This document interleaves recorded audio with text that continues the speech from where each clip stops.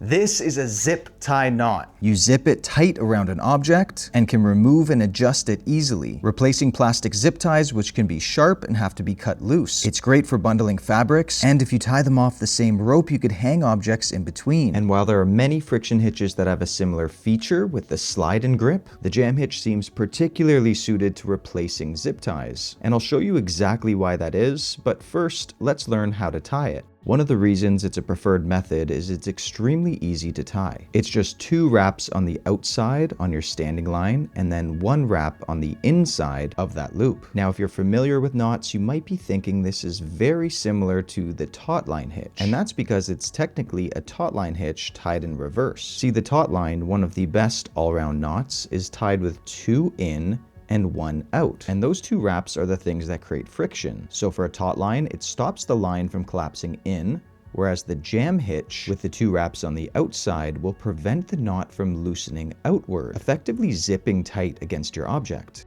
So step by step, it's just 2 full wraps on the outside, your standing line, and then in the same direction, 1 wrap on that inside. Once it's tight, you grab the knot itself and slide it towards your object and cinch it up nice and tight. To remove it, you grab the knot itself, pull away, and then reposition. And to undo it completely, turn the knot around and reverse thread that tag line, which makes it completely reusable. Or if you'd like it semi-permanent, you just snip the ends off really easy and you won't have those sharp edges. And if you have a longer rope, you could tie 2 of these in a row, which is nice because it creates a carrying handle. Now, if you're stringing objects in a line, that handle's really useful because it could actually be a loop to hang items and tools. And it's simple to adjust the sizing, tension, and of course remove completely. If, however, you want to do more than 2 loops, like endlessly continuous loops, just to hang multiple items, we have to change the structure of the second knot. This is what I call the continuous jam hitch, and here's the reason why we make the change. Our loop here in yellow is our standing line. That's why it's secure. So after we do our 2 wraps and then the 1,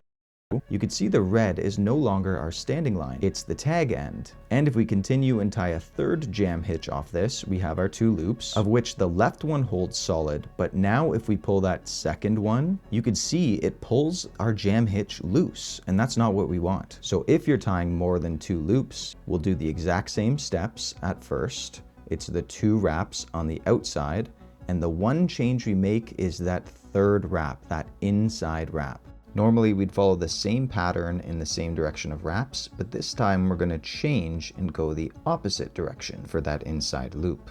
Just thread it through, and when we tighten it up, it's going to look almost the exact same, except there's one key structural difference. Pulling on that tag end doesn't loosen our jam hitch. So now we can tie 3, 4, 5, as many as you want, and those loops hold firmly, and you can take them out the same way. Now, thank you everyone for watching. If you like this style of video and my way of teaching, you'll love this video here or this playlist here. I'm your friend DJ from the Bare Essentials, and thanks for stopping by.